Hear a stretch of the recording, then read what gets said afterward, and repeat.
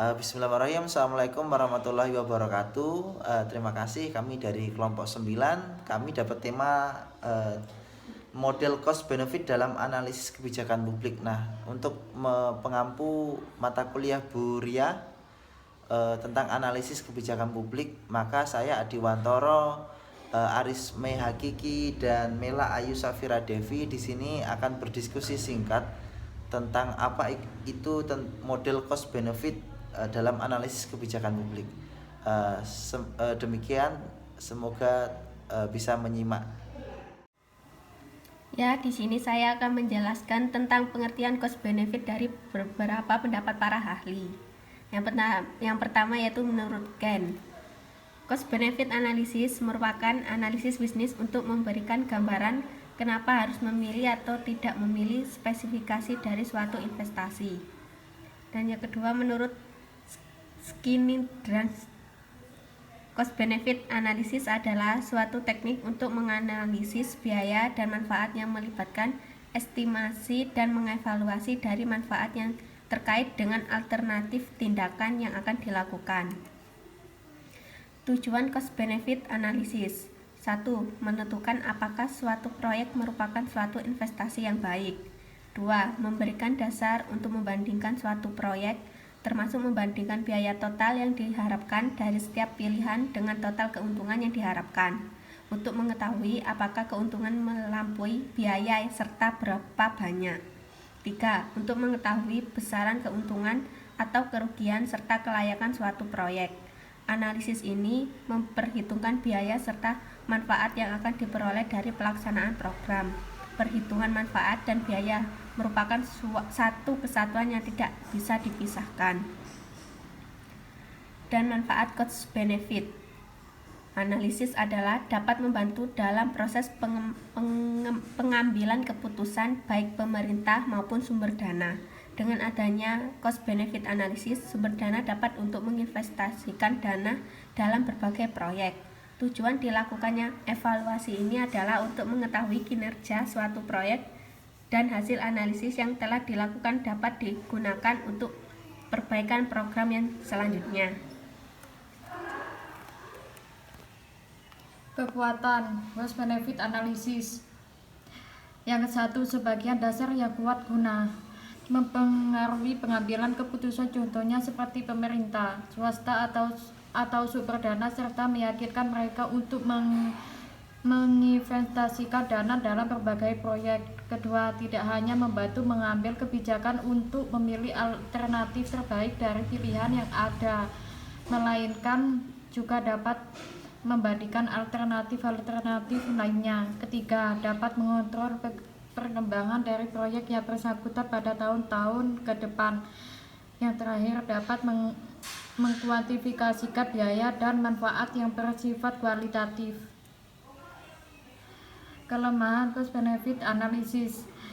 Yang kesatu, analisis ini membutuhkan waktu dan proses yang lama. Kedua, tidak dapat mengukur aspek multidimensional seperti keberlangsungan, etika, partisipasi publik dalam pembuatan keputusan, dan nilai-nilai sosial yang lain. Yang terakhir, JPA juga lebih berfungsi memberikan informasi kepada mengambil keputusan, tapi tidak dengan sendirinya membuat keputusan. Lanjutkan tentang materi tentang cost benefit. Tadi dijelaskan bahwa tentang teori-teorinya saja, tapi di sini saya akan mengambil studi kasus. Kita ambil saja salah satu kasus di kabupaten. Kita asumsikan saja ini Kabupaten Jember, tentang kebijakan pemerintah Kabupaten Jember pada ketersediaan air. Nah, kita menggunakan analisis cost and benefit model kuantitatif, yaitu rumusnya itu Qn sama dengan Q0 plus N plus Y min A. Nah, di sini X mewakili tentang X ini mewakili daya tampung waduk, Y ini mewakili tambahan debit air per tahun, Z mewakili konsumsi warga per tahun, W mewakili air hilang per tahun atau evaporasi, A di sini mewakili total air yang hilang per tahun, Qn dan B. B ini istilah persentase peningkatan konsumsi. Nah, dalam hal ini pemerintah Kabupaten Jember bisa mengambil kebijakan tentang memperluas jumlah luas lahan waduk, atau di sini pemerintah bisa memberikan tambahan debit air per tahun, atau juga pemerintah bisa mengintervensi tentang konsumsi warga per tahunnya. Nah, kita ambil contoh, ini riset sederhana, kita ambil cepat-cepat saja. Di sini kita asumsikan 1.200 juta kubik itu luas lahan waduk di Kabupaten Jember, kita asumsikan seperti itu. Nah, pemerintah ingin membuat kebijakan untuk memperbesar lahan ini menjadi 1.500. Kita ganti coba 1.500. Nah, apa yang terjadi ketika luas lahan nantinya awalnya 1.200 kita perlebar menjadi 1.500? Bagaimana dengan ketersediaan air di Kabupaten Jember tahun 2020 sampai 2021? Kita lihat. Ternyata ketersediaan air tahun 2010 sampai 2021 atau menjelang nantinya itu mengalami penurunan yang drastis, di mana tadi awalnya sekitar 1.130 di tahun 2010, di sini 1.115, hingga sampai nantinya 2021 880. Berarti ini mengalami penurunan yang sangat drastis. Kita kembalikan ke kebijakan awal. Berarti apakah kebijakan ini tepat? Ya, kembali ke pemerintah daerah sendiri, apakah kebijakan itu diperlukan atau tidak, benefitnya lebih bermanfaat, lebih besar atau tidak terhadap pengeluaran uang yang dikeluarkan. Nah, kita coba intervensi melalui konsumsi warga per tahun. Di sini konsumsi warga Jember kita asumsikan 150 juta kubik per tahun ya, konsumsi warga. Tetapi karena intervensi dari pemerintah daerah menginginkan warga Jember itu hemat air, sehingga penggunaan air menjadi 120 juta kubik. Nah, apa yang terjadi dengan ketersediaan air di tahun 2021? Kita lihat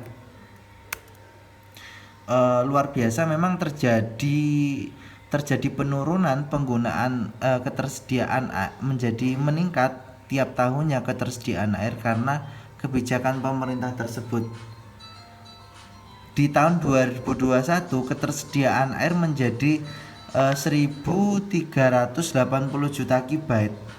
Tetapi pertanyaannya, seiring dengan perjumlahan penduduk, apakah mungkin pemerintah memberikan intervensi harus mengurangi jumlah penggunaan air? Itu yang menjadi riskan sekali. Yang menjadi pertanyaan juga, apakah pemerintah siap ketika terjadi demo sehingga stabilitas di daerah tersebut juga tidak menjadi aman? Nah, kita kembalikan ke standar semula 150. Nah, ada intervensi kebijakan yang kedua, yaitu tentang tambahan debit air, di mana tambahan debit air atau sumber mata air dari Kabupaten Jember sendiri kita asumsikan 200 juta kubik per tahunnya. Nah, coba ketika pemerintah melakukan riset terlebih dahulu bagaimana cara meningkatkan sumber mata air tersebut, ataukah dengan cara reboisasi dan lain sebagainya. Ketika mungkin reboisasi, berapa juta pohon yang harus pemerintah tanam untuk meningkatkan jumlah tersebut? Kita asumsikan menjadi tambahan di sini 200 juta kubik per meter, kita ganti menjadi 210 juta kubik per meter. Apa yang terjadi dengan ketersediaan air di kabupaten? Kita lihat. Luar biasa, ternyata ada dampak yang signifikan, di mana mulai dari tahun 2010 sampai nantinya 2021 ketersediaan air dengan pasokan tambahan debit air 210 juta kubik, ketersediaan air ini stagnan menjadi 1.140. Jadi kos yang dikeluarkan oleh pemerintah nantinya akan berdampak positif dengan manfaat yang dirasakan oleh masyarakat. Nah, semoga